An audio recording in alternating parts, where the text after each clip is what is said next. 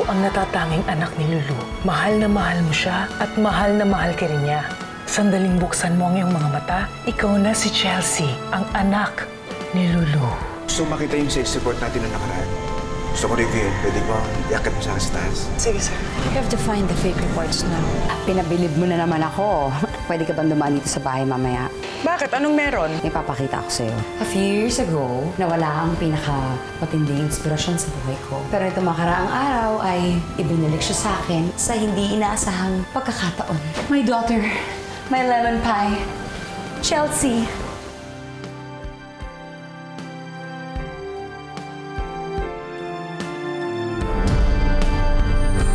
Paano mo nagawa to? Madam, ikaw pa ba magtataka kung paano ko nagawa ito? Di ba sinunod ko lang naman natin sinabi mo?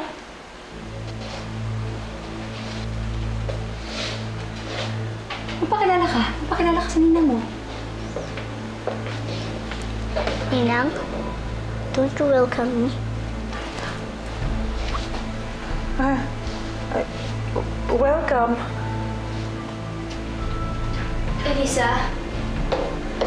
Elisa, huwag ka maniniwala sa mga sinasabi nila. Hindi ikaw si Chelsea, ikaw si Elisa. Ano ba? Jam, kailan mo ba titigilan ang panggugulo sa utak ng anak ko? Simula ngayon, siya si Chelsea. Walang Elisa. Naiintindihan mo?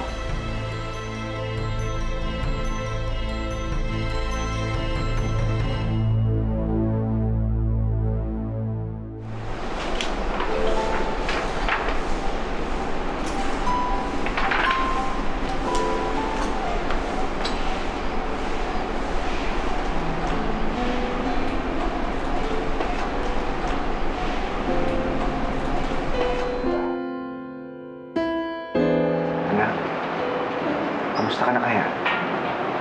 Pasensya ka na kung hindi ko sa paghahanap sa'yo. Ginawa ko naman ang lahat para makita ka. Kung nasaan ka man ngayon, sana maayos ang lagay mo. Palaboy-laboy sa lansangan, kami walang matutuluyan. Ang buhat ay tila bumibigat pa. Makakaya ko ba lakad sa lansangan? Papunta na ako ng opisina. Patutulungan. Ang bukas ay may maihahatid pa. May karapatan sa bukas.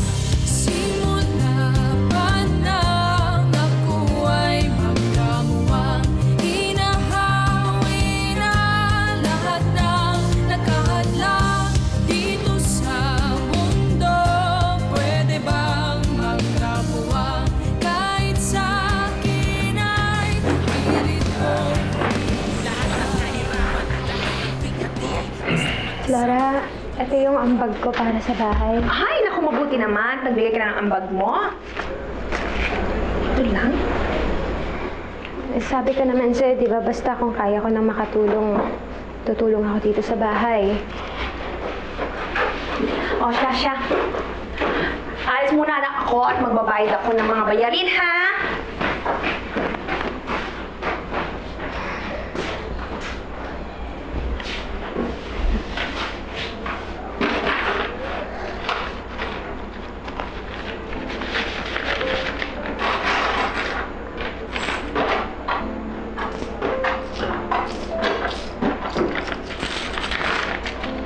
Para saan yan? Kuya, nag-iipon kasi ako ng pera. Kapag lumaki na tong pera, titigil muna ako sa paghahanap buhay, tapos hahanapin ko muna si Elisa. Ay, naku. Namimiss mo siya, no? Oo naman, kuya. Araw-araw. Araw-araw ko siyang iniisip. Nagpapakatatag lang talaga ako, kuya. Dahil kung hindi ako magpakatatag, madidiskare lang talaga yung trabaho ko. Lourdes, huwag kang mag-alala. Nandito naman kami. Kasama mo kami sa laban mo. Tama na, ha? Huwag ka nang umiyak. Tama na. Tama na. Kunin mo mabuti yan, ha? Pipo, pasensya ka na, ha? Ginawa namin ang lahat eh, pero wala talaga kayong makuhang lead. Hindi talaga namin mahanap sila Elisa at Jam eh. Sige po, maraming salamat. Ano ba, ano? Ewan ko muna kayo. Thank you po.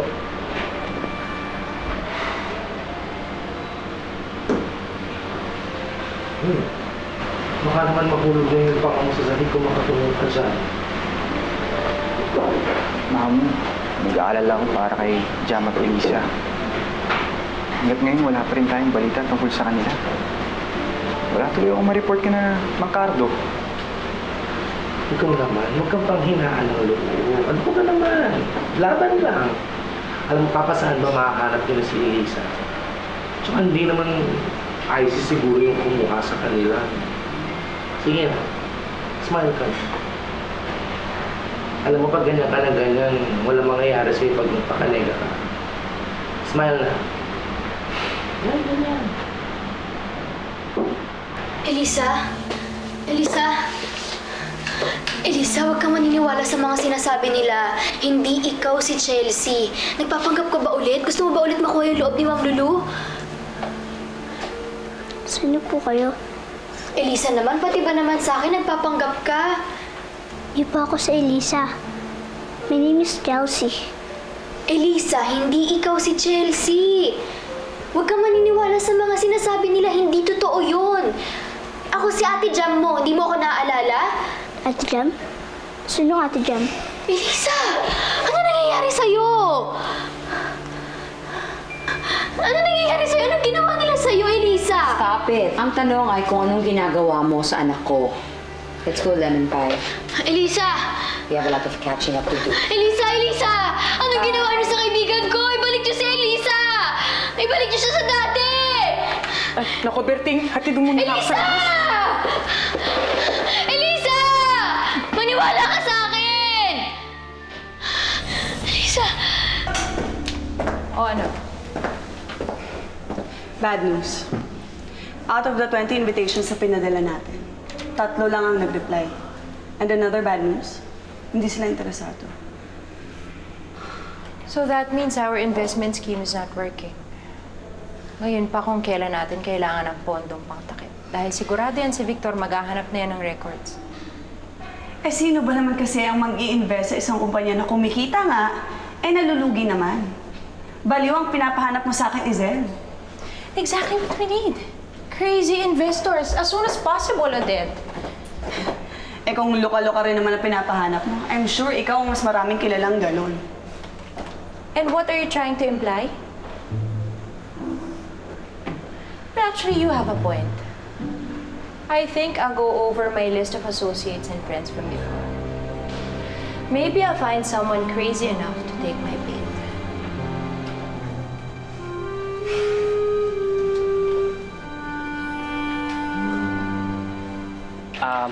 Madam, totoo po bang bumalik na si Chelsea? Hindi si Chelsea yun. Ano po? Niloloko ni Elisa si Ma'am Lulu? O si Ma'am Lulu ang niloloko sa kanya? Hipnotismo ang tawag doon.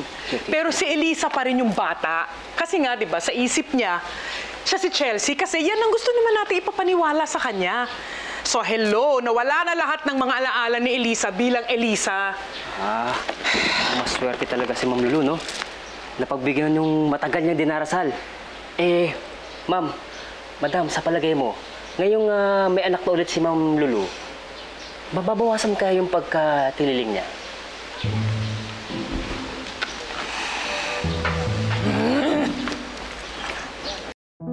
I hate you, Mama! I hate you! Sana hindi na lang ikaw ang mama ko!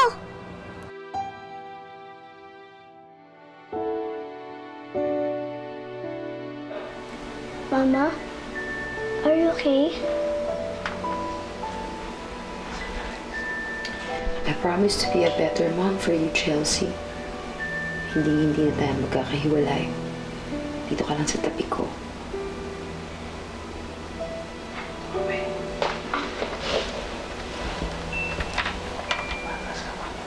Pero malungkot, Mama. No, these are tears of joy. Masaya ka magkasama tayo ulit. I love you. I love you too, Mama.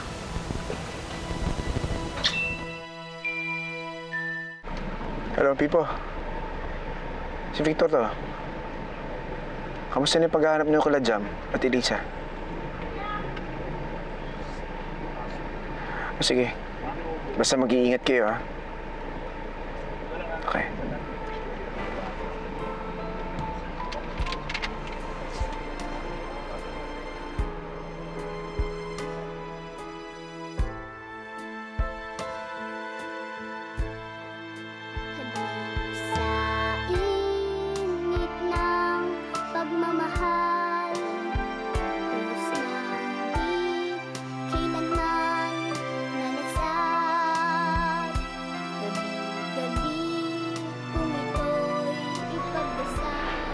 Nasaan ka na ba, anak?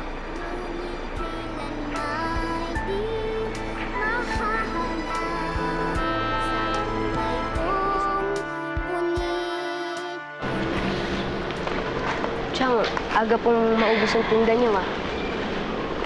Chang, kanina ko pa po kayo tinitignan. Kita ko po agad na si Elisa yung iniisip niyo. Pero hindi na naman po katulad ng dati. Mas maliwanag na po yung mukha niyo ngayon. Mahirap kasi kapag mabigat yung loob. Wala naman na itutulong eh. Minsan inaatake din ako ng panghihina ng loob. Pero dinataan ko na lang lahat sa dasal. Alam niyo, Chang, anong mana po sa inyo si Elisa? Ganyan po yun eh, lumalaban, tapos di po siya sumusuko. Di rin po siya nagpapatalo. Eh, kailangan maging matapang para makapag-isip ako ng maayos. Naisip ko na kailangan kong pagpatuloy yung paghahanap kay Elisa. Babalik po kayo uli dun sa Pampanga. Eh, hindi pa kasi sapat yung pera ko para bumalik doon. Pero iniisip ko na pumunta sa mga istasyon ng TV at radio para manawagan. Tama po yan. Pwede po ba akong sumama?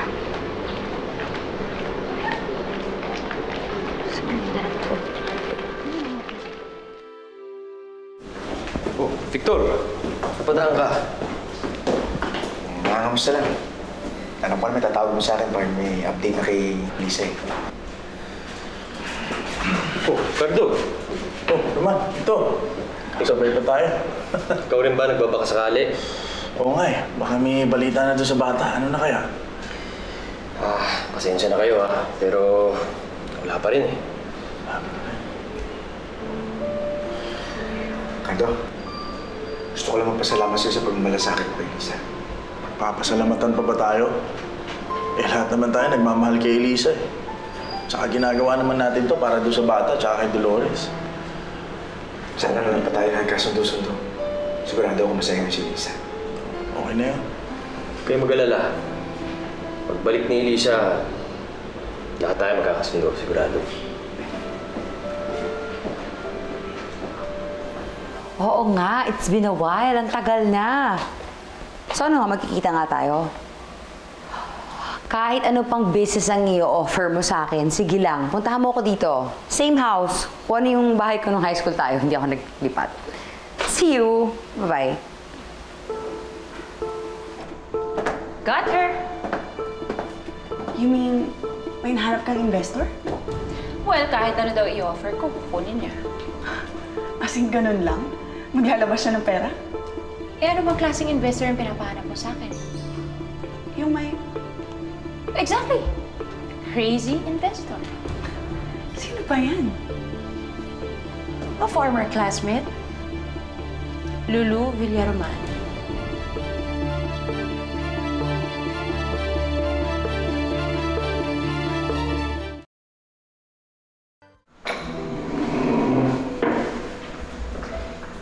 You look so tired, Victor. Alam mo, naikot ko niya ata ang buong Maynila. Kaya wala pa rin ako napala. Okay, mukhang nagkamali ako.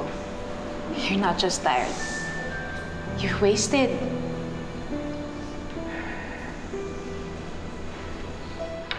I know mahirap ang sitwasyon mo ngayon. Si Tita Claudia, your mom, she's still in the US. Na hindi pa natin alam kung kailan siya gagaling. Si Elisa naman hanggang ngayon, wala pa ring balita. Kamusta ka na ba? Coping. Lumalaban. Kailangan ko maging malakas para sa anak ko. Dahil kung maging mahina ako, sino na maghahanap para sa anak ko? I understand. But you should also rest. Huwag mong abusuhin yung sarili mo. Sisi, gusto ko na bumalik sa kumpanya. Pero hindi ko na alam kung anong gagawin ko. Gulong-gulo na utak ko. Buti na lang nandyan si Isel para asikasuhin ang kumpanya. Hirap na ako.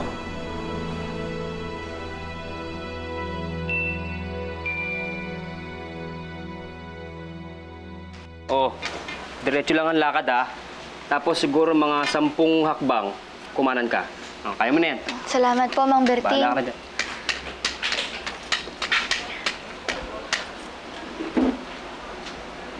Elisa? Elisa? Bakit po ba Elisa ang tinatawag niyo sa akin? Ako po si Chelsea.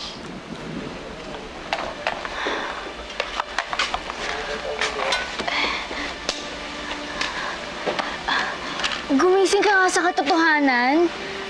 Hindi ikaw si Chelsea, ikaw si Elisa. Huwag kang maniniwala sa mga ginagawa sa'yo, sa mga sinasabi sa'yo hindi totoo. Ako ba? Hindi mo ba ako natatandaan? Tingnan mo ako maigi. Ang ate Jam mo, hindi mo natatandaan? Hindi po. Ang Kuya Pipo mo, yung patisan, yung mga nangyari sa atin sa patisan, si Kuya Baldo. Ano yun? Pati yun, hindi mo natatandaan? Elisa naman, maniwala ka naman sa mga sinasabi ko. Hindi ikaw si Chelsea, ikaw si Elisa. At yung babaeng baliw na yun, hindi yun ang nanay mo. Si Aling Dolores, siya yung totoong nanay mo. Ang totoong nanay mo, Elisa, hindi mo rin ba natatandaan? Si Aling Dolores!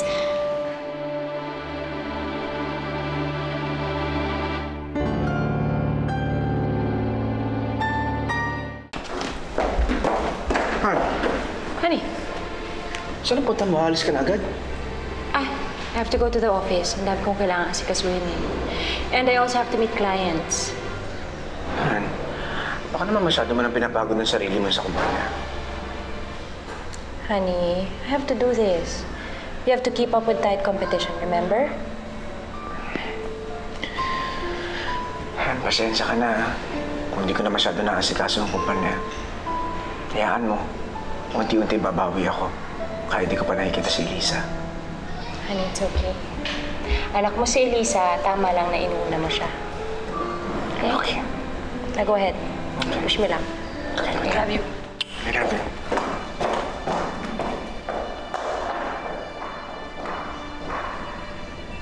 $120. Tapos 100. Kasya siguro yun. 120. Alam mo, Tom, di bagay sa'yo. Eh bakit ba kasi hindi kami pwede sumama ni Ding? How many times I would tell you that this is for girls only? Bakit? Girl ba kayo ni Ding? Don't tell me, Becky kayo.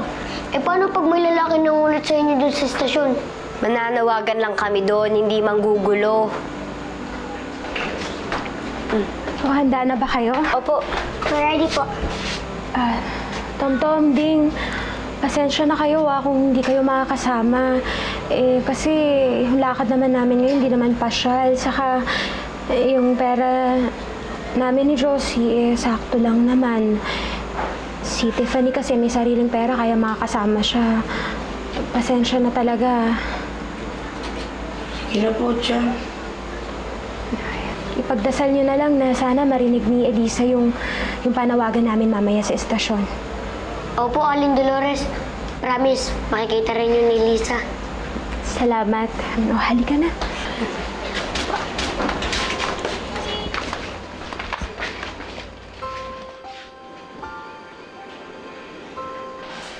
Mama! Mama Lulu! What's going on? Oh, bakit mo pinapayakan ako? Sabi niya daw po, iba daw po ang mama ko. Hoy, ikaw, sampid ka na nga lang dito, nanggugulo ka pa.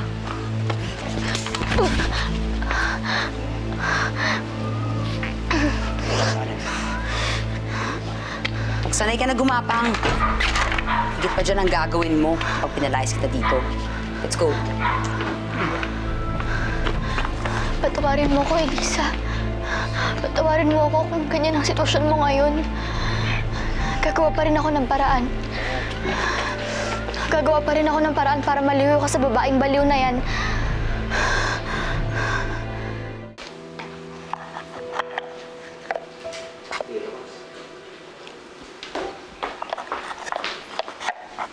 Mama, si Elisa po ba ako? No! You are Chelsea. Saan naman ang galing yung sinasabi mo? Sabi po kasi ni Ate Jom, I'm Elisa, not Chelsea. Come here.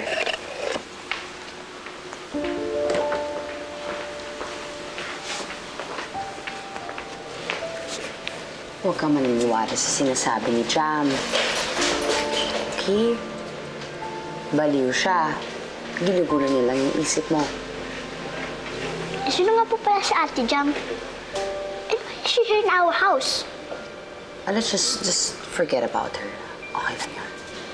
Okay? Bawal ang negative energy dito sa bahay natin. Positive vibes lang. Love, peace, joy, harmony. Okay? Dapat peace lang bilang may bisita tayo later, okay? Talaga po? May visitor po tayo ngayon? Mm-hmm.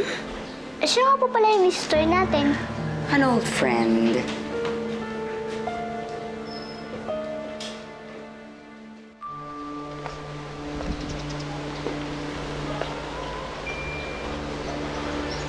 Akala ko ba binago yung bahay? Parang ito pa rin yung naaalala ko mula high school kami. Well, I just hope hindi nagbabago yung weirdo yun.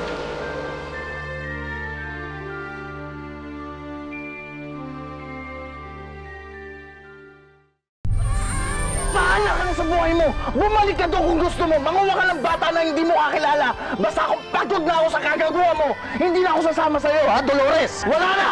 Hindi ko kukonsintihin ang ginagawa niyo sa bata. Napakasama niyo. Tignan natin kung hanggang saan yung tapang mo. At kapag nagdesisyon si Lulu na dispatchahin ka dahil sa katigasan ng ulo mo, walang sisihan. Nakita mo ba yung anak ko? May anak ka na? Yes! Chelsea!